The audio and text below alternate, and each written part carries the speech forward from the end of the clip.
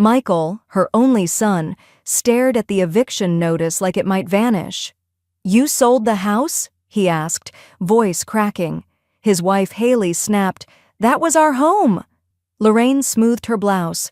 "Number it was my home. You just lived in it."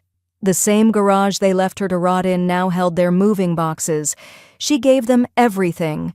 Now she's taking back what they never earned. All right, before we dive into this crazy story, do me a favor. Subscribe and tell us where you're watching from. The garage door creaked open. Slow, stiff, metallic.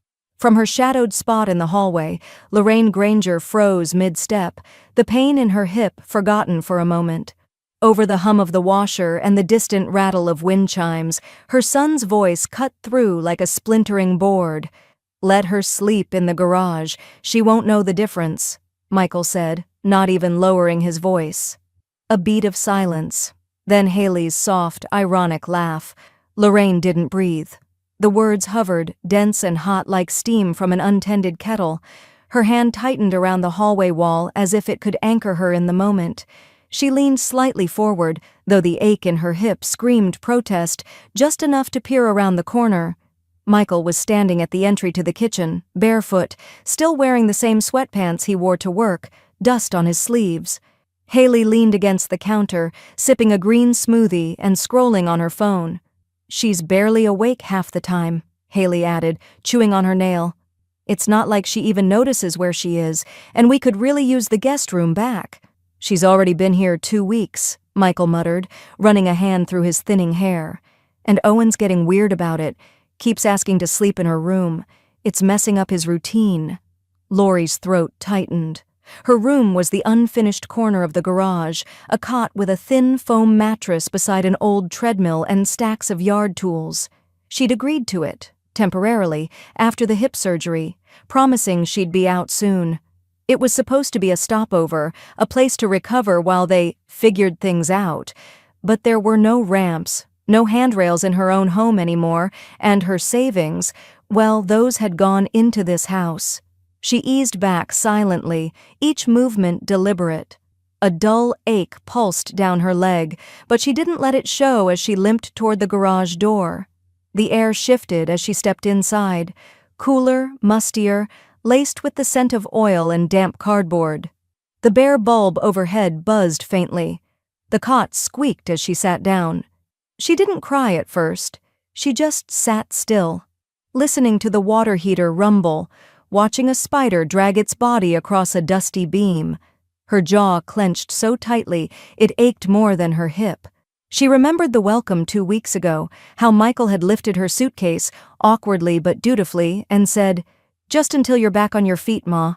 Haley had smiled, lips too thin to hold real warmth, and said, "We're so glad to help. Family first, right?"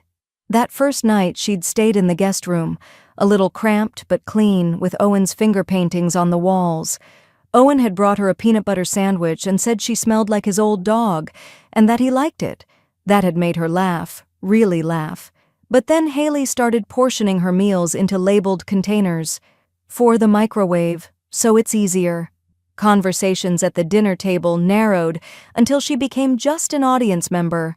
The guest room door was quietly shut during the day. Then came the talk of space and needing a little more privacy. She hadn't protested the garage move. She didn't want to be a burden. But now? Lorraine reached for her old handbag, tucked under the cot. From it, she pulled out her phone. Cracked screen, stubborn battery, and opened the browser. Her fingers hovered. She remembered the paperwork, the notary, the title clause Michael barely read when she offered to help with the down payment. Just in case, she'd told him. Her name had gone right beside his. She typed slowly, deliberately. How to sell a house behind someone's back. She hit search. The screen lit up with possibilities. Lorraine stared at them a moment longer, then pulled the thin blanket over her lap, feeling the sharp edge of purpose settle in her chest. Quiet, clean, final. From the hallway, Owen's voice floated in. "Where's Grandma?" Nobody answered. Lorraine sat at the edge of the garage cot, a heating pad cradling her hip, listening to the dull thump of Owen's feet upstairs. Her breath fogged the cold air.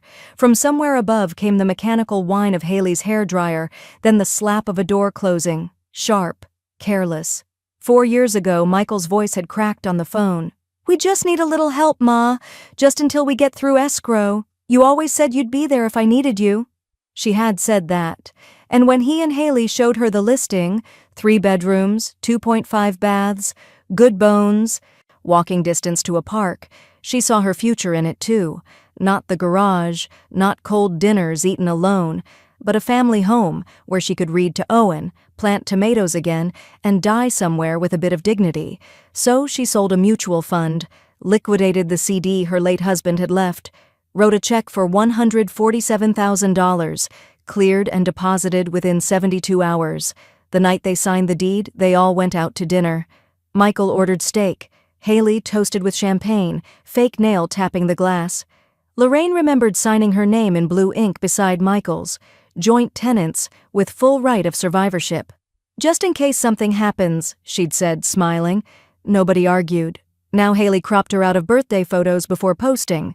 "Just Owen and us," she chirped once when Lorraine noticed. The tone Haley used around her had grown syrupy and brittle, like talking to a guest who'd overstayed and didn't know it. Michael, as always, played dumb. "You're just being sensitive," he told her yesterday when she asked why Haley had labeled her leftovers with sticky notes. Lorraine hadn't replied. She just went into the garage and opened the small plastic file box beneath her cot. Inside, documents, letters, one fading wedding photo she couldn't bring herself to throw out yet. She flipped through the folders until she found it. The grant deed, her name etched on the county seal in embossed ink. Not co-signer, co-owner. She pulled out a yellow notepad and scribbled down numbers. 2 of the digits in Michael's Social Security still stuck in her memory. She'd filled out enough FAFSA forms in her time. The irony made her smile. The next morning, she caught the number 38 downtown, cane balanced on her lap, sunglasses shading her bruised pride. It was warm in Sacramento that day, but the attorney's office smelled like lemons and nerves. Her hands trembled slightly as she handed over the documents. The young associate, Danielle Cho J.D., read in silence, lips tightening as she flipped through each page. Lorraine sat still, ankles crossed, her cardigan wrapped tight. "You're listed as primary owner. It's not even ambiguous," Danielle finally said, tapping her manicured nail on the notarized clause. "You can sell without his consent. He'd have to contest it, and he doesn't have a leg to stand on." Lorraine blinked. "Even if they live there?" "Even if," Danielle said. "You're not a landlord. You're a co-owner giving them space. Nothing formal binds you. You want to sell? You sell." Lorraine exhaled through her nose, the breath long and quiet. Her fingers slid over the edge of the desk, grounding herself. "Would anyone notify him?" Danielle smiled. "Not unless you want them to." Lorraine sat back in the chair. The room was too quiet, the walls too beige, but her heart was beating differently now, deliberate, purposeful. It wasn't anger, not anymore. It was arithmetic. Balance. She pulled her bag onto her lap, zipped it shut, and stood with effort. Danielle extended a card. "If you go forward with this, I recommend a discreet realtor, and maybe a locksmith." Lorraine took the card and nodded once, expression unreadable. Outside, the city buzzed, buses hissing, crosswalks chirping, the scent of hot pretzels drifting from a corner vendor. Lorraine took it in like oxygen. Back on the bus, she pulled out her phone again. She typed "realtors near me," but paused before hitting search. Instead, she opened the calculator app. Then slowly, Lorraine began adding. Lorraine slipped the brass key into the little manila envelope she'd labeled in tidy black Sharpie, "Entry, Maine." She slid it into the folds of an old quilting book no one had touched in years. Haley didn't like clutter books, as she called them, which meant she'd never look there. The next morning, Lorraine shuffled into the kitchen wearing her softest cardigan and a slightly confused expression. The sun streamed in through the large windows, painting golden stripes across the tile floor. Haley was arranging a plate of sliced strawberries with clinical precision. Michael hovered behind her, sipping coffee, already in his work boots. "Morning," Lorraine said softly. dragging the word like she wasn't quite sure if it was the right one. Michael didn't look up. "Hey, Ma." Haley smiled, all teeth. "You already ate, right? I put a yogurt in the fridge for you." Plain Lorraine tilted her head. "Did I? Huh. I must have." Haley's eyes narrowed. Just for a flicker. Later that afternoon, while they were out picking up Owen from art camp, Lorraine opened the guest bathroom drawer and snapped a photo. Same for the master bedroom closet, the living room staging shelf, the kitchen backsplash. She moved slowly, cautiously, like a ghost rehearsing her own haunting. Each picture was quietly uploaded to a cloud folder named July Cleaning. That night, Haley brought up the confusion during dinner, her voice faux concerned. She asked if she already ate lunch again today. "I think maybe, we should look into some kind of evaluation?" Michael chuckled, mouth full. "Ma's just getting old. You always said you didn't want to be a burden." Lorraine smiled faintly, stabbing at her green beans. "Oh, I'm just a little forgetful. Doesn't mean I don't see things." Haley blinked. "What things?" Lorraine shrugged. "Nothing that'd matter to you." Michael raised an eyebrow. "That's cryptic." She met his gaze for half a second. "Isn't it?" That night, while the house slept, she opened the hidden folder again and clicked through her pictures. The home was presentable, well kept. Haley's curated aesthetic, all greige and eucalyptus. Too sterile to love, but easy to sell. The next morning, she placed a call from the public library while Michael was at a job site, and Haley was out filming an errand run haul. "I'm looking for someone discreet," she said. "Off-market, if possible." The voice on the other end belonged to Vanessa Lynn, low-toned, no-nonsense, experienced in what she called complicated transitions. "I can meet you tomorrow," Vanessa said. "Can you walk the space with me?" "Briefly," Lorraine said, touching her hip. "I'll make time." Vanessa arrived at 11:04 a.m. in a graphite sedan with tinted windows. Lorraine met her in the driveway, gripping her cane and a clipboard. "This way," she said simply, opening the garage door like she was inviting someone into a bunker. They moved room to room, quietly, efficiently. Vanessa had a keen eye. "This kitchen'll stage well. Floors are original oak?" "Refinished," Lorraine answered. "On my dime," before they moved in. Vanessa paused. "I see." They stopped in Owen's room last. Lorraine's fingers lingered on the superhero blanket he never let Haley wash properly. She stepped back and let Vanessa photograph the room from the doorway. "Timeline?" Vanessa asked. "Soon," Lorraine said, "but not yet." That night, Owen brought her a peanut butter cookie he'd saved from his lunchbox. "Mommy said these make your teeth fall out, but I saved it anyway." Lorraine kissed his forehead. "That's our secret." The next morning, Haley cornered her by the laundry room, phone in hand. "I've been thinking," she said, crossing her arms, "about your future. Maybe we should start looking into assisted living options. Something nice, obviously." Lorraine smiled, steady and cool. "I'll let you know if I need your help with that." Haley blinked, caught off guard. "I'm just trying to be proactive." "Oh, I am too," Lorraine said, turning away. She passed by the kitchen counter, where the spare keys still hung on the little metal hook. She never touched them. She didn't need to. The smell of chocolate chip cookies drifted through the house. Warm, buttery, nostalgic. Owen stood on a stool beside the oven, grinning as Lorraine pulled out the tray with her floral oven mitts. "These are for your tea party?" he asked, licking batter from his thumb. She smiled, brushing a soft curl from his forehead. "They're for everyone. Just don't tell Mommy how many you already had." In the front living room, Lorraine laid out mismatched teacups, cloth napkins, and a plate of cucumber sandwiches she'd made from memory, one of the few things her mother had taught her. The table was draped in a pale yellow linen cloth, wrinkled but clean. Sunlight slanted through the sheer curtains, catching dust in gold patterns. Everything looked charming, harmless. A sweet gesture from a harmless old woman. Haley raised an eyebrow when she saw the setup. "What's all this?" "Just some neighbors," Lorraine said, arranging napkins with stiff fingers. "Thought it'd be nice to reconnect. They helped when I moved in years ago." Haley waved her off. "As long as it's not some HOA thing. I can't with suburban politics." Lorraine let her think what she wanted. By 2 p.m., the guests arrived, 5 of them, well-dressed, early retirees mostly, one man in a golf shirt, 2 women with discreet leather notebooks, a couple who introduced themselves with only first names and polite smiles. Haley hardly noticed. She was on the patio, scrolling through her phone while Owen played with a plastic truck in the dirt. Lorraine joined them under the pergola, sipping lukewarm tea and pretending to nod along as Haley ranted about a brand dropping her affiliate link. Her voice, high and glassy, grated like a plastic fork on china. Inside the house, Vanessa moved silently, graceful in low heels, a crisp navy blouse, and a discreet binder under one arm. She greeted each guest with a whisper and a nod, guiding them from room to room.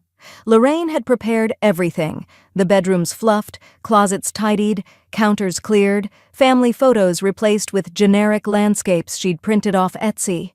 She caught snippets of praise through the open back door. Original windows, but well-maintained. Garage conversion potential if permits are filed. Curb appeals strong for this block. At one point, Owen looked up from his truck. "Why are those people taking pictures in my room?" Haley didn't even glance up. "Probably more of Grandma's weird friends." Lorraine gently turned Owen's attention back to the sandbox. "Let's build a tunnel." An hour later, when the guests filtered out with quiet nods and veiled expressions of interest, Lorraine walked Vanessa to the side gate, out of Haley's view. "They liked it," Vanessa said. "A few will reach out by Monday." Lorraine nodded. "No paper trails." "Not yet." Vanessa touched her arm. "It's your house, your pace." Back inside, Haley was in the hallway, FaceTiming someone on speaker. "She's still here," she was saying with a half laugh. "No, I mean like still. The garage thing? Permanent, apparently. But it's our house, and eventually we'll figure out how to, I don't know, nudge her into something smaller." Lorraine froze at the corner. "She can't live forever," Haley added lightly. "Right?" Lorraine turned and walked past them silently. In the garage, she sat down at her folding table, where her will, revised, notarized, lay sealed in an envelope marked for her attorney. It made no mention of Michael. Not one line. That night, she caught Haley in the kitchen, tapping on Michael's phone while he showered. Haley squinted at the screen, then deleted a text thread. Lorraine's breath caught. The next morning, she called a locksmith. "Just the garage door," she said. "Extra bolts on the inside, not for keeping people out, just to feel safe." The man finished in under an hour. Lorraine paid cash and handed him a soda from the garage mini-fridge. That evening, Michael strolled in with a grin and 2 duffel bags. "We're going up to Tahoe for the weekend," he said. "Haley found a rental with a hot tub. You'll have the place to yourself." Lorraine smiled, soft and unreadable. "Perfect," she said, already thinking 3 steps ahead. They left their bags by the door. Michael's duffel slumped like a tired dog. Haley's sleek roller case upright and zipped to the teeth. Lorraine waited in the kitchen, sipping chamomile tea, her smile small and pleasant. Owen waved goodbye from the back seat, pressing his palm to the window as they pulled away. The moment the SUV turned the corner, Lorraine moved. She shut the garage door behind her, turned both new locks with deliberate clicks, then crossed the house in steady, limping strides.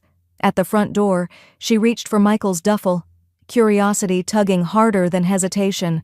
One zipper slid open with ease. Inside, beneath socks and a charger cord, sat a manila envelope marked escrow in thick, slanted print. She pulled it out with surgical calm.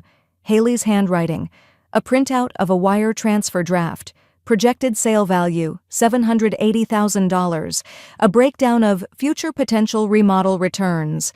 A photo of the house, her house, with a red circle drawn around the garage.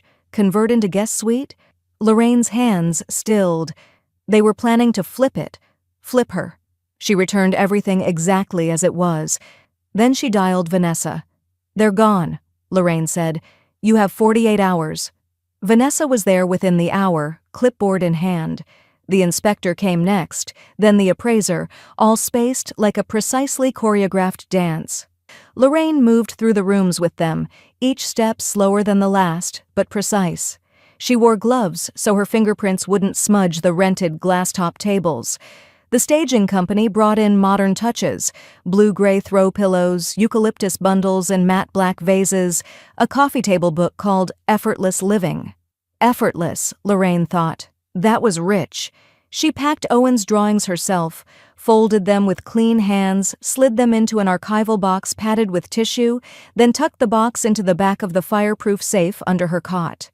One page caught her eye: crayon lines of a house with a smiling stick figure in the garage.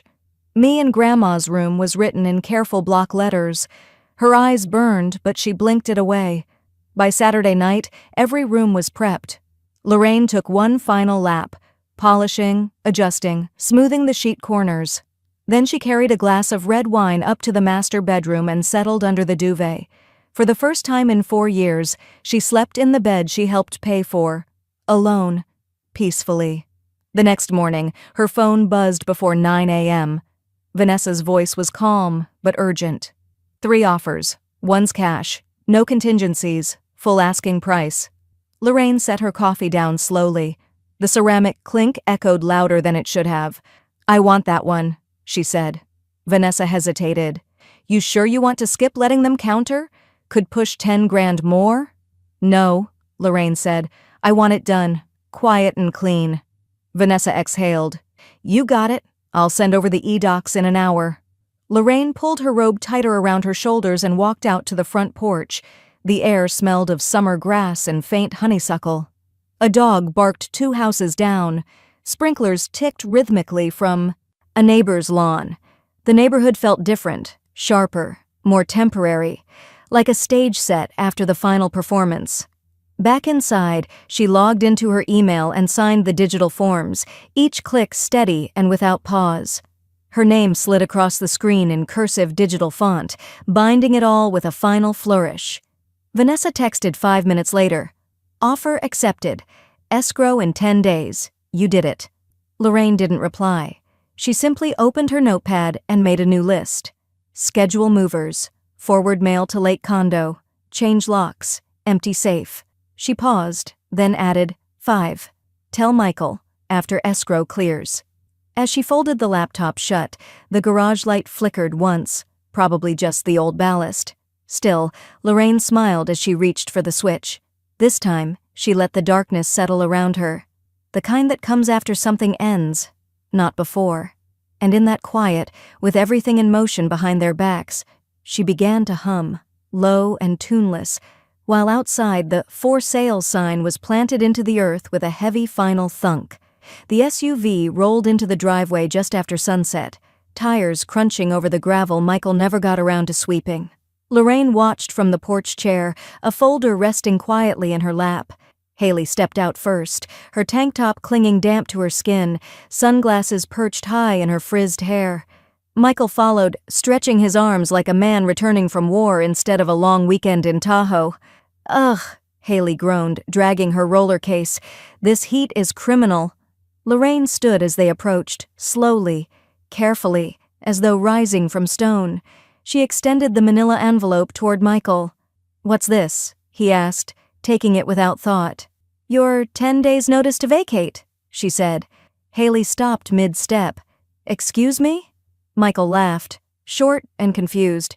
He opened the envelope and pulled out the stapled packet. His eyes scanned the first page, then the second.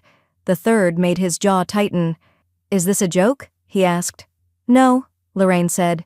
"It's legal. Escrow closes next Tuesday." "Escrow," Haley repeated flatly. "What escrow?" "The one I signed," Lorraine said, her tone level. "For the sale of my house."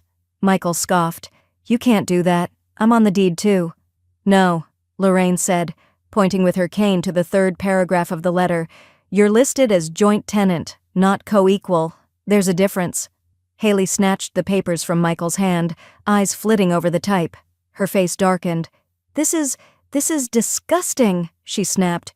"We let you live here. We gave you space." Lorraine looked at her without blinking. "You let me sleep next to a lawnmower." Michael stepped back, rubbing his temples. "Jesus, Ma, what the hell are you doing?" "Exercising my rights," she replied calmly, "and giving you 10 days to pack." "You're a manipulative old woman," Haley hissed. Lorraine's voice dropped, soft and precise. "No, Haley, I'm just the funding." The silence that followed was jagged and tight. Even the crickets seemed to hush. Then Owen bounded down from the car, holding a souvenir snow globe in both hands. "Grandma!" he cried, running forward. "Look, it has glitter snow!" He stopped at her feet and wrapped his arms around her legs. She steadied herself on her cane, leaning slightly into him, her hand resting lightly on his shoulder. "Can I sleep in your room again?" he asked, tilting his head back to smile at her. Lorraine smiled down. "We'll see, sweetheart." Behind them, Haley yanked her suitcase up the porch steps, wheels thunking against each stair. "You won't get away with this," she spat, turning sharply as she reached the door. Lorraine didn't move. "I already did." Michael lingered at the bottom of the steps, the notice still in his hand, his mouth parted like he wanted to say something, but found nothing worth defending. Inside, the air was cooler. Lorraine had turned the AC to a temperature she preferred for once. She walked back toward the kitchen, Owen trailing her like a loyal pup, still talking about the lake and a squirrel that stole his granola bar. At the kitchen counter, she poured herself a glass of water. Her hand was steady. Behind her, Haley slammed a cabinet. "You're selfish."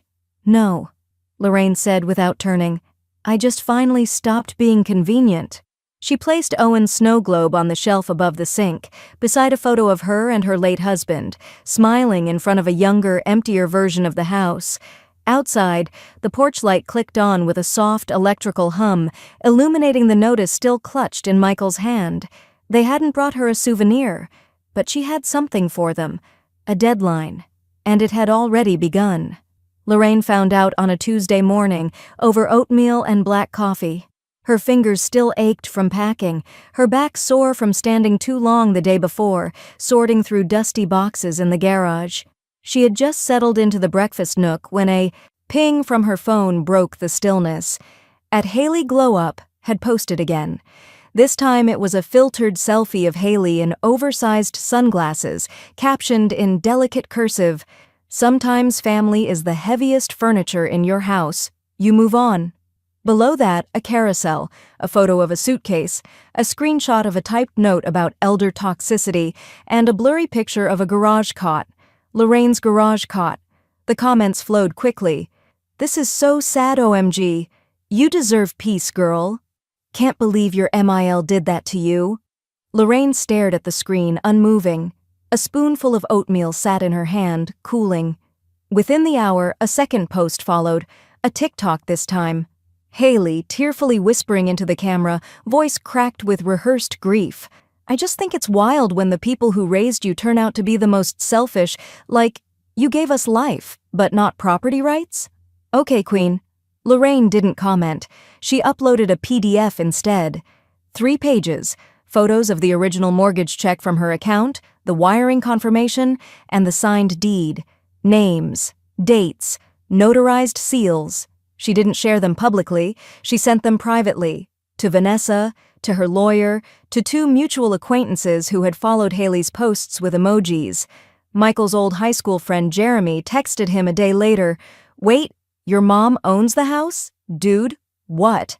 Michael didn't respond publicly, but Haley's tone shifted the next morning. No more hashtags, no more soft pity selfies, just silence. Lorraine showed the screenshots to Vanessa over coffee at the local realty office. "I don't want trouble," she said. "Just truth." Vanessa scrolled through the screenshots, then looked up with a tight smile. "You're clean. Not a single dispute. This isn't even gossip-worthy in legal terms." Lorraine nodded. "Good. I don't care if they like me. I just want them gone." That afternoon, she resumed packing her own things, not out of necessity, but dignity. She wrapped cookbooks in butcher paper, filed decades of handwritten student thank you notes into a banker's box. Letters from her husband, yellowed, soft at the folds, she pressed into a manila envelope marked, "Keep Always." In the hallway, she came across a framed photo, her and Roger on their 35th anniversary, standing in front of a rented cabin, laughing mid-bite into a shared hot dog. She stared at it for a long time, then, with slow fingers, removed the frame. The glass cracked slightly as she placed it in the trash. Some love wasn't meant to follow you into the next chapter. Later that evening, she paused by the front window, watching the sky bleed pink and gold as the sun sank behind the neighbor's eucalyptus tree. The house was quiet. Eerily so. Michael and Haley had retreated to their bedroom early. No music, no wine glasses clinking, just tension curled up in corners thick as dust. Then came a sound behind her. Soft footsteps, tiny ones. Owen. He stood in the hallway holding something folded in half. His face was serious, brow furrowed in a way that made him look older than 7. He handed it to her wordlessly. Lorraine opened it with careful fingers. Crayon letters filled the page. "Please don't go. I'll be good. I'll clean up. I love you, Grandma." She closed the note slowly, like folding a wound back into skin. "Come here, baby," she whispered.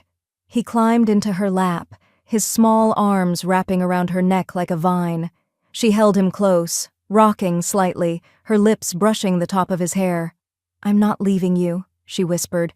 "I just can't stay here." In the doorway, a shadow flickered. Haley. Watching. Then gone. Lorraine lit the candles slowly, one by one, until the dining table glowed in soft pools of amber. The scent of rosemary chicken filled the air, warm and comforting, wrapping the kitchen in a memory that didn't belong to this version of the house. She smoothed the tablecloth, the same pale blue one they used for birthdays. She'd ironed it earlier that day, careful not to crease the edges. A small vase of grocery store daisies sat in the center, their petals already beginning to curl. 2 plates set across from each other, 2 wine glasses. One bottle opened, the other still corked, on purpose. No one was coming. Lorraine sat down with quiet poise, picked up her fork, and took the first bite alone. Across from her sat an empty chair. Michael had sat there the night they closed on the house, toasting with cheap champagne and dreams of open-floor plans.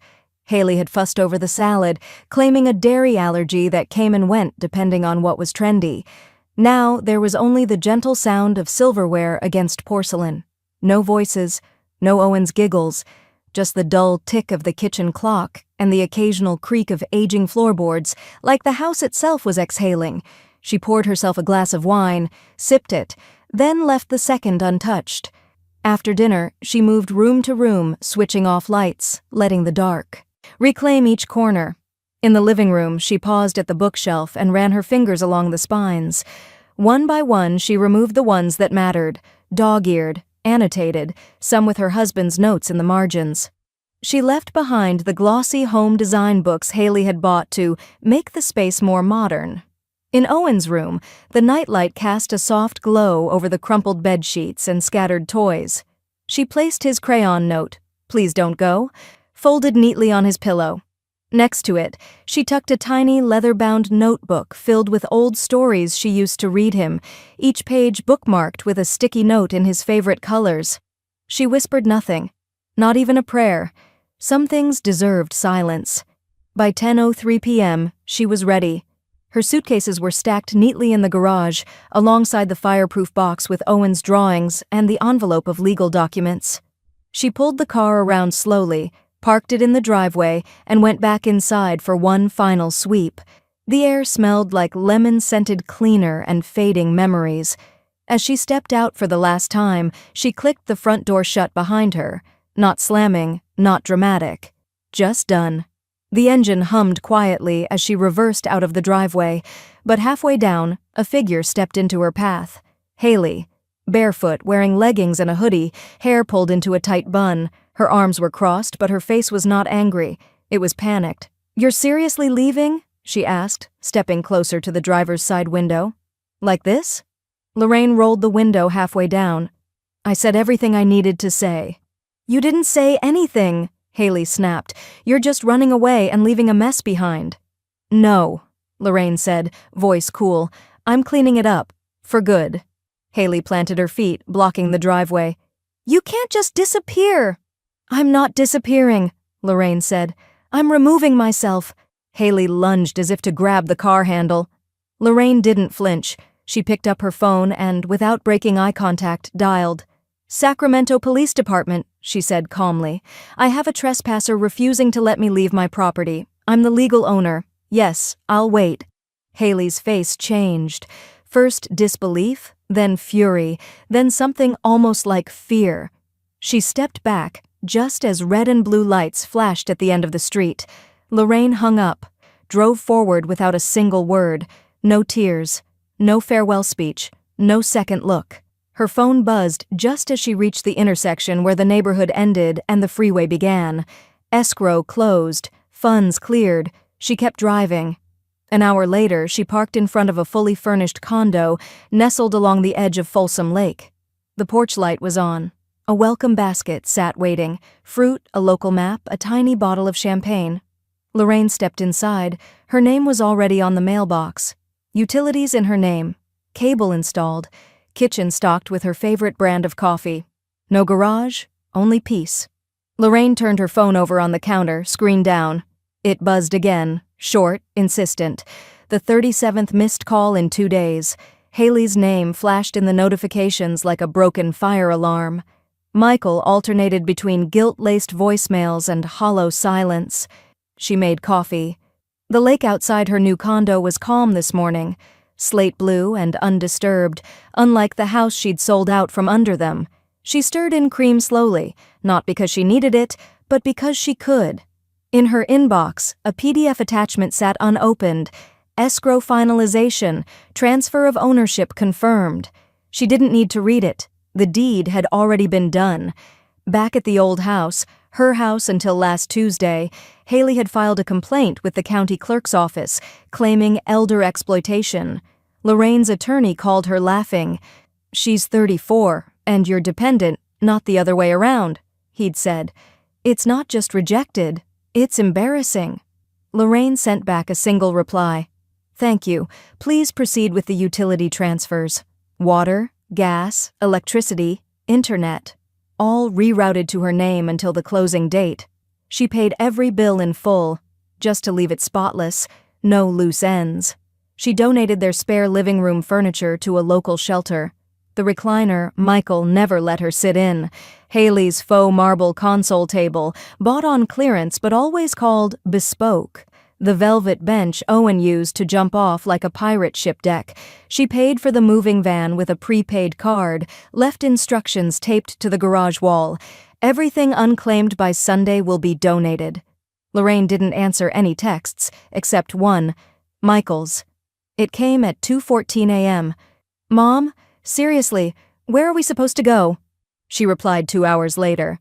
"The same place I went when I was left in the garage." No punctuation. No anger, just math. 2 days before the new owners moved in, Lorraine picked up Owen from school. No permission, no warning, just showed up with a signed release form and a soft serve promise. They sat outside a local shop, the kind with faded umbrellas and a cracked parking lot. Owen's mouth was sticky with vanilla swirl and rainbow sprinkles. His legs swung under the bench. He stared at the cone for a long time before asking, "Did you leave because Mommy was mad?" Lorraine sipped her iced tea. "No, sweetheart.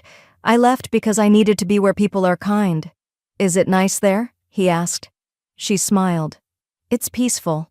"Do you get lonely?" "Sometimes," she admitted. "But lonely isn't the same as unloved." Owen tilted his head. "I think you're the best grown-up." She looked at him then. Really looked. He had Michael's eyes but not his father's weight behind them. There was softness still. Curiosity, not calculation.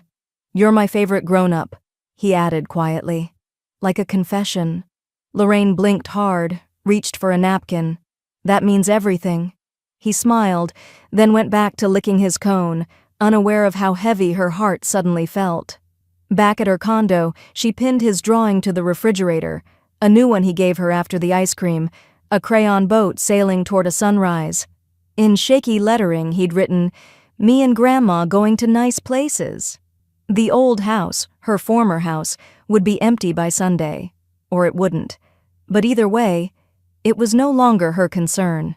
She deleted the last of Haley's voicemails without listening. She blocked Michael's number, then unblocked it, then blocked it again. A small war inside her that neither of them would ever see. The lake shifted outside. Wind touched the surface just enough to make it shimmer. Lorraine refilled her coffee, her back straight. She had 10,000 steps to walk today, 2 more boxes to unpack, and a list of names to remove from her emergency contacts. She picked up the list. Owen's name stayed at the top. Lorraine sat across from her estate attorney, a woman in her 50s with tightly pinned hair and the kind of voice that made court clerks flinch. The conference room was quiet except for the scratch of pen on parchment and the slow, steady tick of a brass desk clock that reminded Lorraine of a metronome, measuring every second she was still in control. "Are you sure about the age cap?" the attorney asked. 25 is considered conservative. "I want him to live a little first," Lorraine said. "Make a few mistakes. Learn who not to trust." "Fair," the woman said, and continued writing. Lorraine didn't flinch as her own name was carefully removed from one file and typed into another. She'd already stripped Michael's access from every remaining joint asset, 2 credit cards, a long-forgotten savings account she once opened for emergency groceries. They'd been using it for Amazon orders and food delivery, not anymore. She'd closed the accounts last week. The bank clerk had asked politely if she needed the balances transferred elsewhere. "No," she said, smiling. "Let it zero out. I'm done filling holes I didn't dig." She had appointed 2 non-family executors to the trust, Vanessa, her realtor, and her old friend Denise, a retired librarian with no tolerance for sentiment or spin. Between them, they'd make sure Owen got what was his, at the right time, with the right boundaries. She left nothing for Michael and Haley, not a cent, not a clause. Instead, she donated $15,000 to a senior women's shelter in her old Sacramento neighborhood, the one where she used to volunteer before her surgery, before the garage, before the silence. It wasn't about generosity. It was about investment, in women who still had fire but no fuel. The donation receipt arrived with a handwritten thank you card. Lorraine pinned it to the fridge next to Owen's crayon boat. By the time she stepped out of the law office that day, a cool breeze had picked up along the lake. Geese passed low in formation overhead. She paused on the sidewalk, closed her eyes, and let the wind lift the edges of her scarf. For the first time in weeks, she felt unburdened, not because anything had been erased, but because nothing was left unprotected. That night, as she boiled pasta and listened to a jazz station hum softly through her kitchen radio, the mail arrived with a soft thunk at the door. Lorraine shuffled through the envelopes, flyers, a real estate catalog, something from the DMV, then paused on the one marked with a school logo. It was addressed in pencil, to Lorraine Granger. From Owen Granger's teacher inside was a folded card with a smiling apple cartoon on the front and blocky blue text, "You're invited to Grandparent Day, Thursday at 9:30 a.m. Cafeteria program, followed by classroom tour." Her fingers gripped the edge of the card tighter than she meant to. There was no note from Michael, no apology, no, "We hope you can come." It didn't matter. She knew who had lobbied for that envelope to be sealed and sent. She walked to the calendar taped to her fridge and circled the date in bright red. Then she pulled out her laptop and ordered a new dress. Something with structure and soft movement. Navy blue, with a high collar and pearl buttons. She hadn't bought anything new in years. This one was for Owen, for the front row, for walking into that cafeteria like the matriarch she still was, no matter how many people tried to write her out. Her confirmation email dinged a moment later. She smiled to herself and took another bite of pasta, the fork clinking gently against the ceramic plate. From across the room, the lake reflected moonlight onto her walls like a silent standing ovation. Michael arrived on a Thursday afternoon, unannounced, standing on the other side of Lorraine's lakefront door with sweat on his brow and an old photograph clutched in one trembling hand. No knock, just a gentle tap. Then another. Lorraine opened the door halfway, eyes narrowing slightly against the glare behind him. Her first thought, he looked smaller. Not thinner, just collapsed inward. Shoulders curled, spine slightly bent, like something heavy had lived on his back too long. "Ma," he said, voice already cracking, "can I come in for a minute?" She didn't move. He held up the photo like a flag of surrender. faded, creased at the corners. The two of them standing knee-deep in the American River, a fish on the line, his boyish face beaming, her sun hat tilted back. "I found this in the stuff you didn't take," he said. "In the garage?" Lorraine took the photo carefully and glanced at it. "I remember that day. You cried because the fish flopped near your leg." Michael gave a soft laugh, more an exhale of shame. "I was just overwhelmed." She looked at him then, really looked, at the damp in his eyes, the guilt on his lips, the same mouth that had said, "Let her sleep in the garage, she won't know the difference." "Overwhelm doesn't build character," she said quietly. "Choices do." Michael swallowed hard, eyes dropping to the porch floor. "Can I come in?" Lorraine paused for half a second, then opened the door wider and stepped back. Not as an invitation, more like a corridor being cleared. He entered slowly, looking around like he didn't quite believe where she lived now. The hardwood glowed with polish, and the scent of cedar and bergamot candles floated in the air. Everything was soft but intentional. Curated peace. "I thought maybe if I explained," he started. "You can explain," Lorraine said, walking to the kitchen. "I'll make tea, but it won't change the ending." Michael sank into the corner chair, the one furthest from the lake view, and stared at the photo in his hands. "It wasn't supposed to go that way. I thought we'd just figure it out later. You know how life gets. Work, Owen, Haley." "Haley didn't make you say what you said," Lorraine interrupted. Her tone was calm, but her hands gripped the edge of the countertop as she waited for the kettle to boil. "No," he admitted. "She didn't." She turned to face him. "You weren't just cruel, Michael. You were complicit." The whistle blew, piercing and sharp. She poured the water, set the mugs down on the table, then sat. She didn't ask what he wanted in his tea. He didn't deserve her memory of his preferences. "I miss you," he said finally. "Owen misses you." "I didn't leave Owen," she replied. "I left the house I was no longer welcome in." Michael nodded slowly, hands wrapped around his mug, though he didn't drink. "She didn't come. Haley. Too embarrassed, I think. Or too proud." Silence stretched between them like an unfinished sentence. "I was scared," Michael said after a while, "of everything falling apart." "It already had," Lorraine said. "You just didn't notice until I stopped sweeping up." She stood, slowly but steadily. Her joints ached, but her resolve didn't. "You can stay a few more minutes, but I have writing to finish." He looked up, confused. "Writing?" She nodded. "An op-ed. It's being published next week. Sleeping in the garage, how older women are erased in their own families." Michael winced. "That's about me?" "It's about a lot of sons like you," she said without anger. "And the women like me who finally decided to stop shrinking." She walked him to the door with quiet grace. No raised voice, no final lecture, just the weight of truth already spoken. He stepped out onto the porch and turned around, eyes hopeful, like he thought she might change her mind, that she might reach out, touch his arm, offer one last chance. But Lorraine simply smiled, gentle, tired, and closed the door. Click. She returned to her desk, sat down, and picked up her pen. There was still a paragraph to finish. Lorraine didn't expect the article to do much.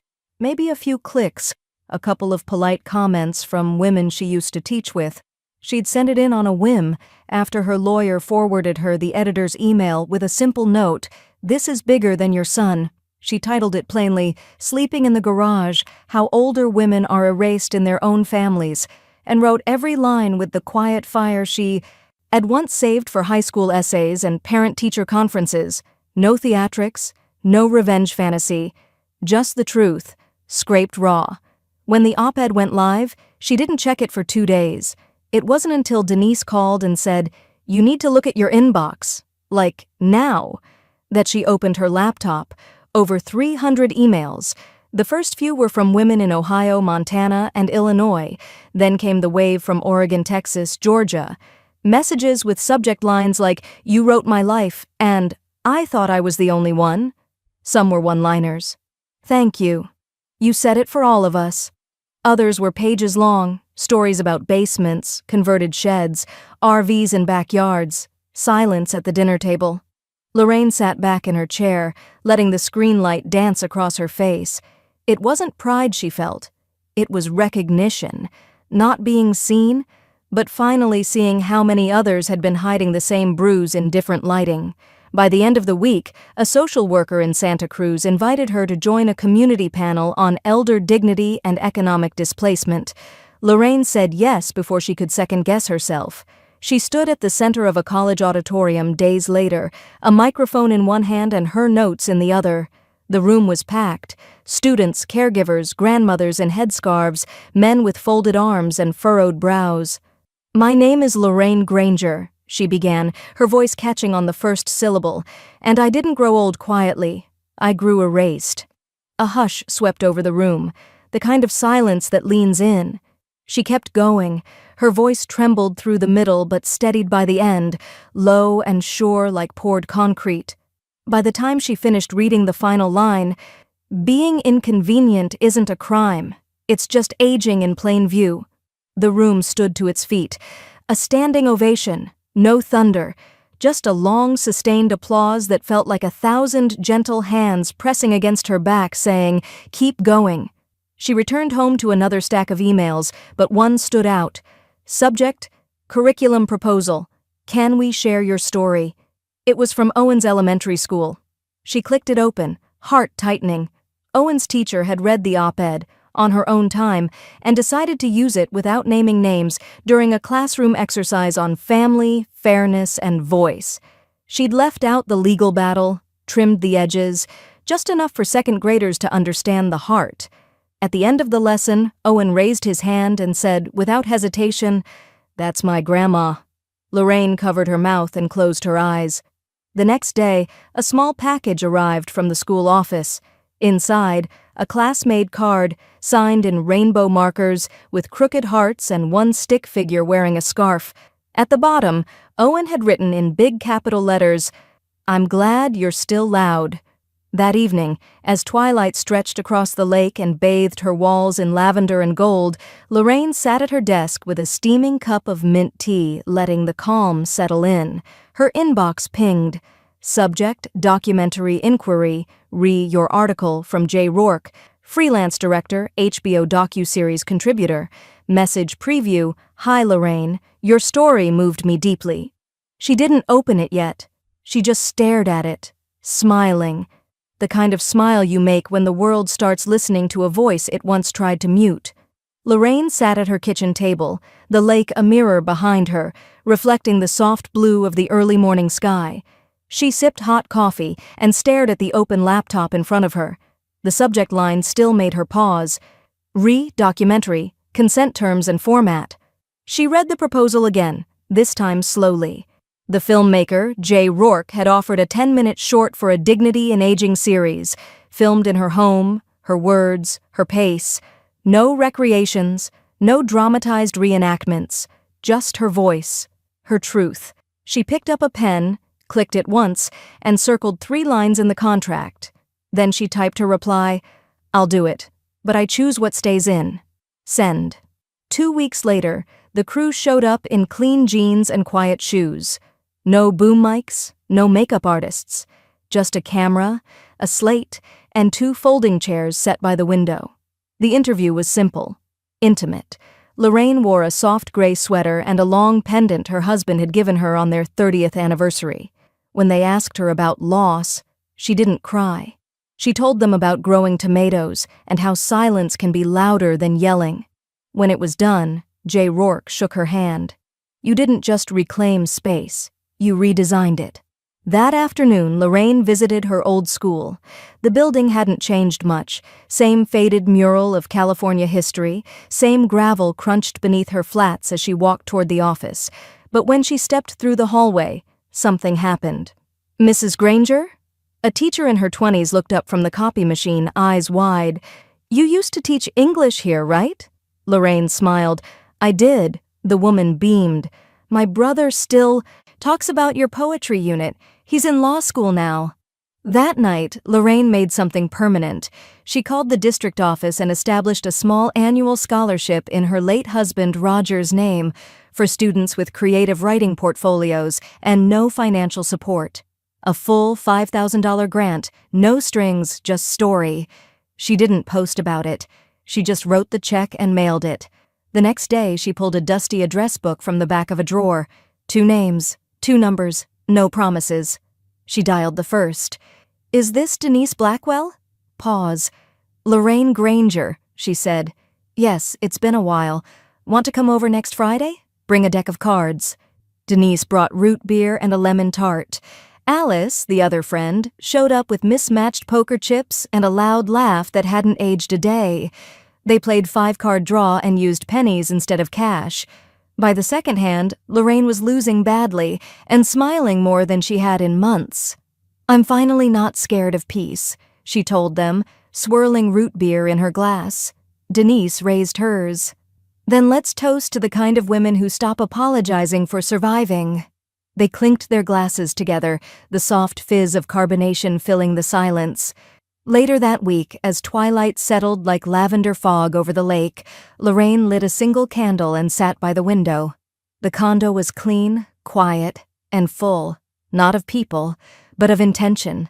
She'd made a home again, and this time it had nothing to do with bloodlines or borrowed bedrooms. It was hers. A soft knock broke the silence. Lorraine opened the door and froze. Owen stood on the stoop, a navy backpack slung over one shoulder, a stuffed whale tucked under his arm. His shoes were dusty, untied.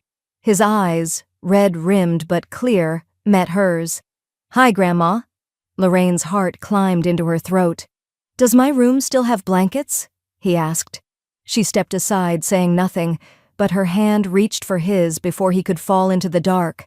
The next day, Lorraine's hand hovered at the knob for a full second before she turned it. Not because she hesitated, but because she wanted to remember this moment, mark it in her mind like a page folded in a book. The porch light flickered softly behind her. Owen stood there in the glow, gripping the straps of his backpack. His hair was rumpled, his eyes swollen from crying but determined. His stuffed whale dangled by one fin from his hand like a surrender flag. "I walked part of the way," he said, out of breath. "A bus driver helped with the rest." Lorraine stepped aside silently. No gasp, no overreaction, just instinct. She guided him in, gently removing his bag, then led him to the kitchen like she had always planned for this. "Sit down," she said. "You need something warm." He nodded, climbing into the same kitchen chair he'd once used phone books to reach. Lorraine moved with calm purpose, setting water to boil for tea, spooning soup from a container into a pan. Her back to him, she asked, "Did something happen?" Owen didn't answer right away. Then, "They were yelling again." "About you, about money." She stirred the soup slowly. "Did they say anything to you?" "I told them I missed you," he whispered. "Dad said I'd understand when I'm older. Mom said I was being dramatic. Then she slammed her laptop. I just couldn't take it, so I left." Lorraine placed the soup in front of him, along with buttered toast and a folded napkin. No questions about rules, no lectures. She dialed Michael with one hand while slicing apple wedges with the other. He picked up after 3 rings. "Mom?" His voice was already panicked. "He's here," she said evenly. "He's safe." "Oh, thank God." His voice cracked. "I've been driving around. I called his school. The police said to wait an hour. Is he okay?" "He's eating soup." Michael exhaled loudly. "Please, please keep him there. I'll come get him." Lorraine's voice cooled. "Number not tonight." A pause. "Mom, don't do this. I'm not doing anything, but you are. And until that changes, he's staying the weekend. You'll get an address.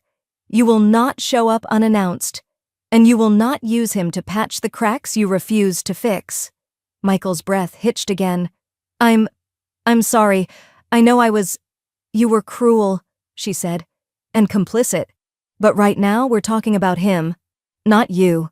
She ended the call, her thumb lingering just a moment longer over the screen. By morning, Owen was already barefoot in the garden bed behind the condo, his fingers dirt-streaked, face clean from a good sleep. Lorraine handed him a trowel. "We don't grow to impress anyone," she said. "We grow because we know how." They planted carrots and zinnias. That afternoon they drew in thick spiral notebooks. His lines were wild and joyful, hers were neat and quiet. At dinner, he asked, "Are you mad at them?" "No," she said, stirring her tea. "But I don't trust them, and that matters." He looked up from his mashed potatoes. "Do you still love Dad?" She nodded. "But love without respect is just noise?" He was quiet after that. Before bed, she handed him a small frame. Inside was a single line in black ink, centered on a white background. "Love without guilt." "What does it mean?" he asked. "That the people who love you shouldn't make you feel small to keep you close," she said. "You're not their apology. You're your own person." Owen stared at it for a long time before nodding. "I want to hang it next to my bed." "You will," she said. "Tomorrow." She tucked him in beneath soft blankets, smoothing the corners like she used to when he was small enough to sleep beside her in the garage. Then she stood, walked quietly to the front door, and locked it. Not to keep the world out, just to keep this peace in. Lorraine opened her eyes slowly to the quiet glow of morning pressing against the lakefront window. No footsteps above her. No blender roaring through a protein shake. No whispers cutting through drywall like accusations. Just birdsong, faint and irregular, and the warm weight of a knit blanket across her lap. She moved slowly, deliberately, not from pain, but from permission. Her bones had stiffened less since the move. Even her hip, once a timer for every day's limit, seemed to have learned that stillness didn't have to mean surrender. She padded into the kitchen, robe cinched, hair pulled back in a loose bun. The calendar on her fridge was full, handwritten in her steady script. Poetry reading, Friday. Poker night, third Thursday. Panel prep, Zoom. Not a single item belonged to anyone but her. The tea kettle sang. She poured. Saturday opened her laptop. The subject line at the top of her inbox read, "Live Now, Sleeping in the Garage, a Short Documentary." She clicked. The film opened with her voice, low, even, honest. Her face filled the frame, lit gently by the window's natural light. There were no flourishes, no music cues, just words. "I used to think being quiet kept me safe. I've learned that silence is a currency some people spend on your behalf." The camera cut to her folding a blanket, sipping tea, planting zinnias. Simple acts, acts of control. Messages started rolling in beneath the video like a slow tide. "This saved my mother. I left after 17 years. Thank you for making me feel sane. I've slept in the basement since my son got married. No more." Lorraine didn't cry. She just sipped her tea and let the world arrive without knocking. By noon, the view count had crossed 500,000. She closed the laptop and went out to water her garden. At dusk, she opened her mailbox and found a single envelope, white, handwritten, no return address. She sat on the patio to read it. "Mom, this isn't about the house, or the money, or the embarrassment. I was ashamed of myself, not of you. I let things happen because I thought standing by wasn't the same as pushing, but it was. I didn't stop her. I didn't stop myself. Thank you for protecting Owen in the ways I failed to. He talks about you all the time. I hope one day you'll talk to me again. Even if we don't fix it, even if it's just once. No ask. Just truth. Love. Michael." She read it twice, then a third time. No plea, no promises, just air let out of a long, tight balloon. Lorraine folded the letter and placed it inside a small wooden box she kept in her hall closet. A box labeled Unfinished Conversations. She didn't text, didn't call, but she smiled and walked barefoot out onto her sunlit balcony. The light was soft, gold and gentle, and the lake was glassy with silence. No garage, no shadows curled in corners, just a breeze that lifted her robe slightly, and a world that had shifted without asking her to shrink for it. Behind her, the documentary played on repeat in another room. But out here, on her balcony, there were no screens, just water, wind, and the soft hum of freedom. She closed her eyes, not because she was tired, but because she could, and when she opened them, Owen was standing at the sliding door behind her, holding 2 mugs of cocoa, one for her, one for him. "Can we sit out here together?" he asked. She held out her hand. They sat without speaking, 2 generations that had refused to disappear. No garage, no guilt, just space.